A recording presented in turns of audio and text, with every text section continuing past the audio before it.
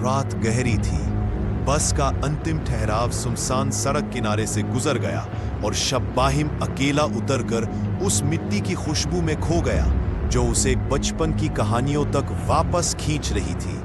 गांव की गलियां अब सूनी थीं। जहां कभी बच्चे चिल्लाते थे, वहां अब सिर्फ पत्तों का सरसराना और दूर दूर से आती कुत्तों की एकाध हौकत। 17 शान बहुत गंदा था, मानो सारे सितारे बंद कर दिए हो।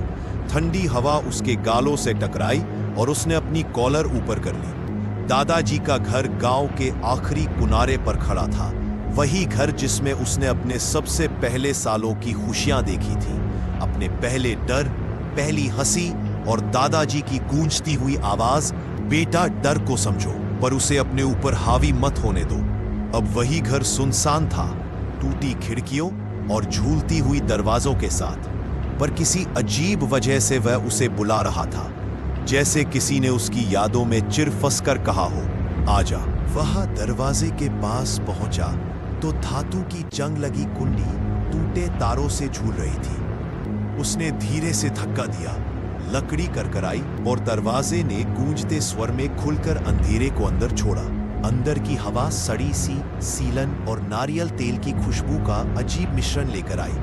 दादाजी की खुशबू जो कभी उसके बालों पर चिनके की तरह बंधी रहती थी। टॉर्च की हल्की किरण में दीवारों की दरारें, मकड़ी के जाले और पुरानी तस्वीरों के फ्रेम धुंधले से दिखाई दिए। दादाजी की वही तस्वीर, माथे पर तिलक, हल्की हंसी और आंखों में किसी सख्ती के साथ स्नेह, घुटते हुए कमरे में अक्सीर ठंडी सी रोशनी की तरह टंगी हुई थी। उसने अपने कदम भीतर बढ़ाए तो पुरानी लकड़ी की फर्श ने उसे पहचानते हुए चर्र चर्र की आवाज दी। हर कदम के साथ पुरानी यादें एक एक कर उगरी। शाम की चाय, दादाजी की पुरानी घड़ी की टिक टिक, उनके कहे हुए छोटे छोटे वाक्य। वहां एक अलमारी खुली पड़ी थी, अंदर दादाजी के धोती और एक पुरानी कुर्ती, दोनों धूल से ढके थे।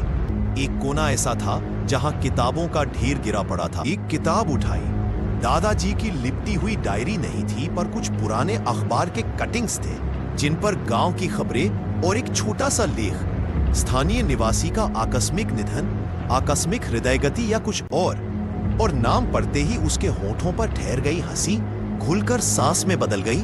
दादाजी का नाम वही लिखा था। उसका दिल बड़े अजीब तरह से धड़क उठा। यह तथ्य, यह शब्द, उसके दिमाग ने इन सबको पकड़ लिया और फिर पीछे हटकर कहा, यह वही तो नहीं जो मां ने बताया था। उसने टॉर्च ऊंची की और कमरे के बीचों बीच वह आईना दिखा, बड़ा बारीक लकड़ी के फ्रेम में जड़ा और धूल से आधा ढका। टॉर्च की रोशनी ने आईने की सतह पर चमक बनाई, पर बीच में साफ जगह पर किसी की उंगलियों के निशान स्पष्ट थे, जैसे किसी ने अभी अभी वहां से धूल उसे हटाई हो। उंगलियों की दिशा में धुंधली लकीर से कुछ शब्द बने थे, किसी ने लिखकर मिटाया था, पर किरण में एक सा अंश उभर कर दिखा, मत आना। उसने आंखें चपेट कर ली, पर शब्द उसके दिमाग में उभर कर बार बार सी उम्मीद और वही उम्मीद के साथ डर पाया। वह जानता था कि दादाजी का घर उसे बुला रहा था, पर कोई और वजह भी थी, कोई चेतावनी, कोई आज्ञा, कोई छोटा सा संकेत जिसे उसने अब तक नजरअंदाज किया था।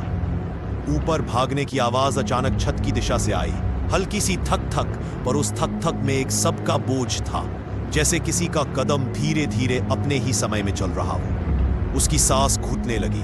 पहले उसने इसे अनदेखा किया, शायद पुरानी मटन की पलटन, शायद कुआं के पास कोई गड्ढा हो, पर फिर आवाज ने तनिक तेजी ली और हर बार जब कदम नीचे की ओर आए तो फर्श में लगे पुराने दरारों से शोर उठता। शब्बाहीम ने अपने आप से कहा, बाहर निकलकर सोचा करूंगा, पर अंदर की ओर खींचाव इतना गहरा था कि वह सीढ़ियां चढ़ने लगा। सीढ़ियां चरमराती नीची नीची थी, हर कदम पर उसके जूते फिसलते, फर्श की हवा उसके कानों में चुभती और ऊपर से फिर वही थक थक गूंजती। ढेरों सालों से सोया हुआ कुछ अब जाग रहा था।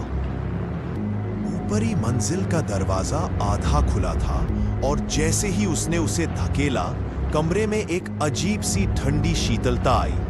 वहां किताबों की अलमारी, घिसी हुई कालीन और एक बड़ी कुर्सी रखी थी, दादाजी की कुर्सी, जिसकी बाहों पर हल्की सी घिसावट थी, मानो कोई रोज वहां बैठता रहा हो।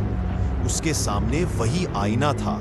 इस बार उसकी सतह में और भी साफ जगह नजर आई, और वह जगह जैसे किसी चेहरे की परछाई को बुला रही हो। शब्बाहिम ने धीरे से अपनी टॉर्च घुमाई और उसमें वह चेहरा देखा, पर वह चेहरा उसकी नहीं थी। यह चेहरा किसी बूढ़े आदमी का था। सफेद बाल, गहरे भुरभरे घेरे, और उस चेहरे पर एक मायूस मुस्कान जो किसी अनकहे दुख को छुपाए हुए थी।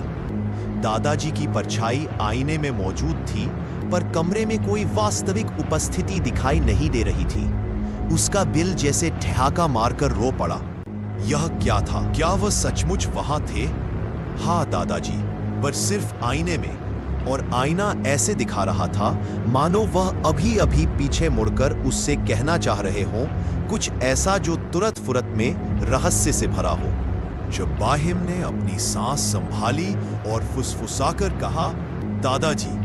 आवाज गैर होकर कमरे में बिखर गई। जवाब नहीं आया, पर कमरे में एक हल्की सी खुशबू फैली।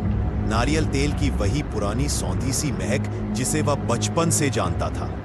कुर्सी ने फिर हल्का सा कांप महसूस कराया, जैसे किसी ने अभी अभी उससे उठाया हो। आईने की गाढ़ी धसी पर अब कोई साफ सा लिखा दिखाई दे रहा था, जैसे किसी ने उंगलियों से कुछ शब्द फिर बनाए हो। शब्दों की रेखाएं गड़बड़ी में थी, पर उन लकीरों के बीच एक वाक्य झिलमिला उठा, देकर जाओ, बंद करो दीप। उसकी आंखें उस वाक्य पर टिक गईं। उसने दादाजी की बातें याद की कि कैसे वे कहते थे कि घर में रात में कुछ रोशनी जरूरी होती है। बाहर की रोशनी घर की आत्मा को गुमराह कर देती है, पर घर का अपना दीप कुछ रिश्तों को बांध कर रखता है।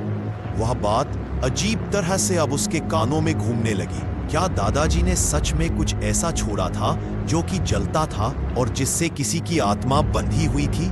नीचे की ओर अचानक से भारी शोर हुआ। किसी ने छत की ताक पर पंखा मोड़ दिया हो, या कोई पुरानी बर्तनगाह गिर पड़ी हो। शब्बाहिम का दिल छाती में धक धक करने लगा। वह नीचे की ओर भागा।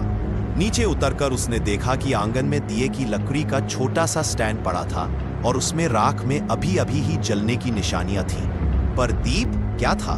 उसने देखा कि एक छोटा सा मिट्टी का दीपक छोटी सी तिलक के पास रखा हुआ था। उसकी लौ अब तक मर रही गई थी, पर राख में ऊपर की ओर एक अजीब सी गर्माहट बाकी थी, जैसे किसी ने अभी अभी उसे बुझाया हो। उसने हाथ में लेकर उसे छुआ। हल्का सा ताप था। उसी समय पीछे से एक स्वर आया, धीमा, गहरा और बेहद परिचित। बेटा, घर से जाना है, पर घर की बातें नहीं भूलो। शब्बाहिम का सर झुक गया। आवाज दादाजी की थी, पर वह हवा से निकली थी, किसी जीवित के वक्त की आवाज जैसी नहीं। उसने पलट कर देखा, पर वहां कोई मानव आकृति नहीं थी। सिर्फ दीवार पर टंगी तस्वीर हल्के से हिल रही थी, और कुछ दूरी पर खिड़की की परछाई में दादाजी की परछाई उभर कर आती हुई दिखाई दे रही थी। वह रात, वह थोड़ा किनारा किनारा पर प्यार से भरा हुआ था। शब्बाहिम की आंखों में आंसू आ गए। वे आंसू नहीं थे सिर्फ दुख के, बल्कि उस गहरे प्यार और अधूरापन के भी थे जो वह महसूस कर रहा था। उसके अंदर एक अजीब सी शांति और डर दोनों समा गए। वह बैठ गया दादाजी की कुर्सी के पास, जहां वह बचपन में घंटों बैठकर दादाजी से कहानियां सुना करता था। उसने अपने हाथ जोड़े और फुसफुसाया, मैं यहां रहूंगा, मैं देखूंगा। कुछ समय चुप्पी रही, और फिर कमरे की दीवार ने धीरे से धीमी आवाज निकाली, जैसे कोई धीरे धीरे हवाओं के साथ पुरानी यादों को फुसफुसा रहा हो। सुबह की पहली किरण भी कुछ देर बाद आई, पर यहां सुबह भी अलग थी। मुंह पर ठंडी हवा की परत और आंखों में अभी भी रात की धुंध। शब्बाहिम उठकर बाहर निकला। सामने खेत में हल्की सी ठंडी धुंध घूम रही थी, और दूर से कुछ गायें धीमे धीमे धूप की ओर बढ़ रही थी। गांव के लोग थे, पर वे उससे